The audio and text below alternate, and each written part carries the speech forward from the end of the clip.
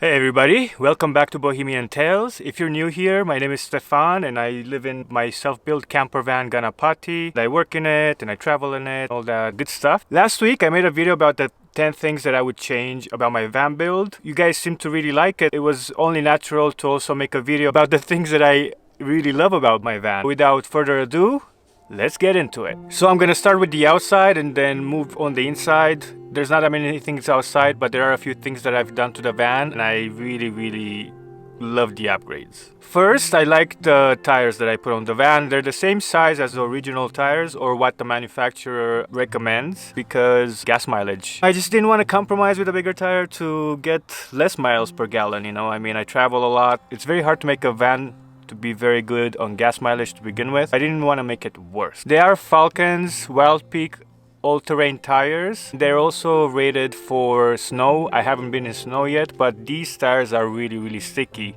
I really enjoy having all-terrain tires on my van because I do go in remote areas where it's sandy or I've been through mud piles before. It's also an additional peace of mind to have all-terrain tires with a two-wheel drive van, which in theory kind of turns into one-wheel drive van because I don't have a locker in the back or anything like that. When one wheel starts spinning, the other one just chills over there. It's like, oh, you okay? You're good?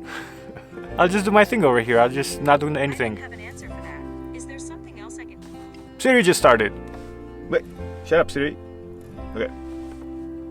Sometimes that happens. The next thing I love about my van build, and it's also on the outside, are the shocks. I just got these installed. They're not the most expensive shocks, but they did change the dynamic of the van 100%. The old shocks that I had on the van were the original shocks and they were shocked. When I go in remote places, most likely I'll come across a twisty road and man, the old shocks were really terrible. I was holding for dear life to, I was the slow guy that people hated and I had to pull to the right on the turnouts because I just wouldn't be able to go faster. It would just tilt so much, and it was just very scary, I want to say. With the new shocks that I have, it's a game changer. So if you have a Econoline or a van or an older van and you feel it's a little bit tilty, try to go look at the shocks. Go to a mechanic and have them test it out. I did go to a mechanic and he tested them and he said I need to change them. He even showed me the old one when he was pressing it down. It just did nothing. It just stayed pressed. He was telling me that regular shocks, if they're in good condition, they're supposed to fight you and then it'll spring right back up. I could tell the difference right away. I took it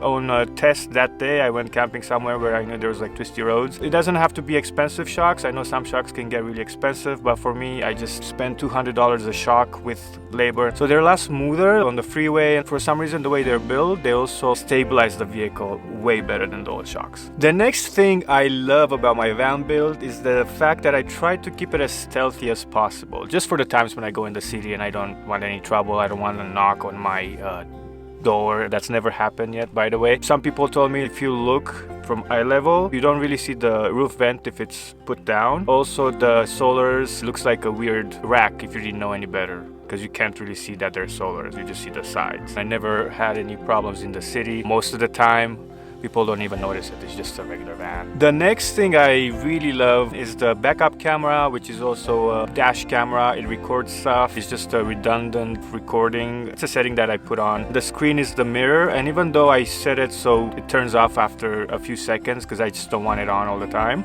it still records front and back camera, which is really nice when I go in the city. I mostly parallel park on the street. I usually mostly like to be between other cars, just not be the only van because it's just obvious. I'm stealth camping. My van or all the Ford Econolines don't have a very good turning radius, so I would have to really jiggle it around to be able to actually park it. With the backup camera, no problem. Now let's go inside. The first numero uno thing that I love about the van inside is the bed that I chose. More specifically, the bed size. It's a short queen size bed, so it's basically not as long. I think it's 74 inches long by 60 inches wide. You can find these sizes obviously on Amazon, but they're used a lot in the RV world. They have this size and they have different kinds of sizes for RVs specifically. If you want to know the size of this mattress, it's usually those couches that have pop-out beds. Most of them do have this size mattress. The mattress itself, it's a memory foam mattress.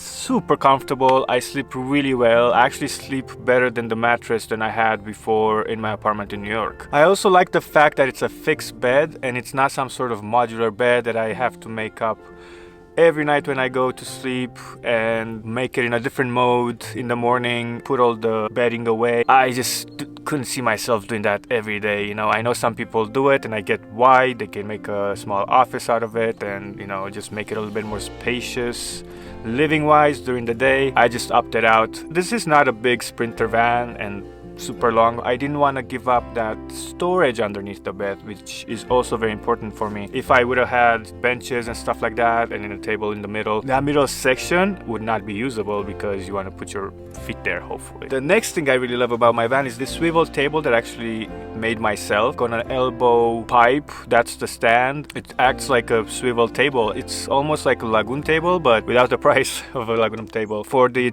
tabletop, I actually used part of the countertop that I had to cut off to be able to fit the countertop in the van, and that's why it's the shape that it is. It's just a thick butcher block piece. I can use it inside. I can also use it as an extension of the countertop if I swivel it next to the closet. And I also have another section out here where I can actually stay in bed with the doors open in the back and just have a coffee or, you know, even work on my laptop on the table. I've done that before. Really enjoyable. It was an addition later in the van build. It wasn't in the original idea. The next thing I really love about my van build is the mini kitchenette that I was able to put on the barn doors. I've talked about this many times in some of my past videos. What's nice about this, it acts like an addition to my kitchen inside. That's where I keep my stove and everything like that. And when I swing the doors open, then I have a kitchen outside. I use it all the time when I can, when it's not super windy, when the weather conditions allow me to do it. Third, it actually also acts like a nightstand at night when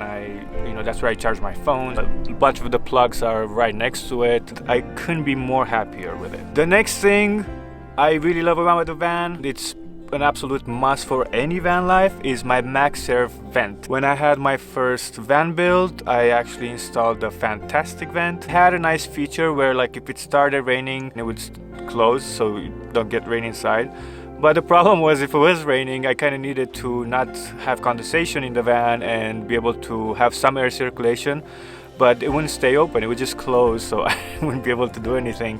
And I just ended up cracking open just the front door windows. The MagSafe vent can run during the rain, and then both fans that I have on the ceiling, even the smaller one, can be open during the rain and no rain gets inside. Obviously in the summer it's very nice to have air circulation, and I have stayed at, like 100+ degrees areas, and because I was able to run the vent, it was fine in the van. It was like 80 degrees in the van, so it was super nice. The next thing in the van that I think it's a necessity, I learned the hard way, it was also an addition to the van, is my number 2 bucket. That's what I'm gonna call it. Having any sort of toilet in the van is definitely a must. When I didn't have it, it was so stressful to make sure I go to the restroom before I go somewhere, or try to find the restroom.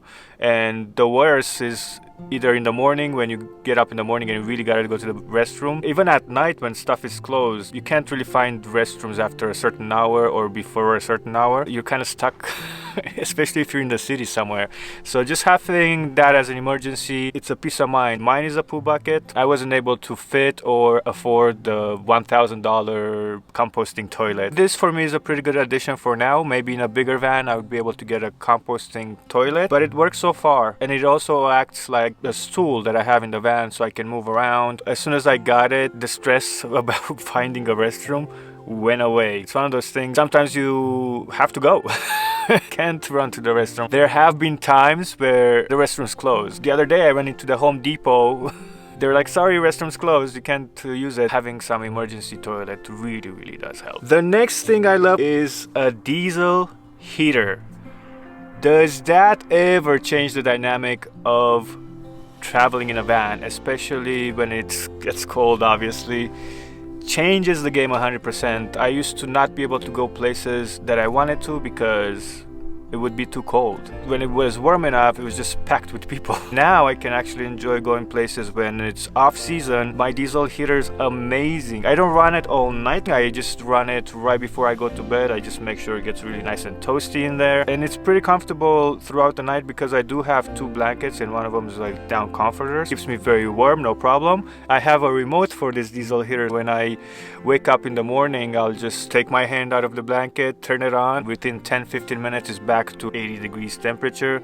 Get out of bed and it's comfortable again. I don't like to run it during the night. I'm not sure exactly if I'm going to run out of diesel. Yeah, if the tank is full, no problem. It's a Chinese diesel heater and it's been fine so far, but I don't want to be sleeping and something goes wrong with it. You know what I mean? I want to be able to keep an eye on it. It wasn't expensive. It was like $200 or less. I think it was less than $200. I installed it myself. It took maybe a whole day. I wanted to make sure that everything's done correctly to the book. I did a bunch of research before just to make sure I don't do anything wrong, like putting the fuel pump in the wrong position. I'm not gonna get into the technical aspects of it. Hands down, it changed the dynamic of living in a van. Right now I'm in the forest. During the day it's fine, it's 80 degrees, but then at night it really drops. As soon as the sun goes down, it drops in temperature like crazy. So diesel heaters are very must. And last but not least, it's the Rustic Decor that I choose to go with. I absolutely love it. I know some people like to make the cabinets white and then even the walls just to make the van look a little bit bigger. However, I do hear that gets really dirty. That's how vans are, it's small. And I really wanted my van to feel like a small cabin in the woods. And it really does feel like a small cabin in the woods. Like I said at the beginning of the video, this is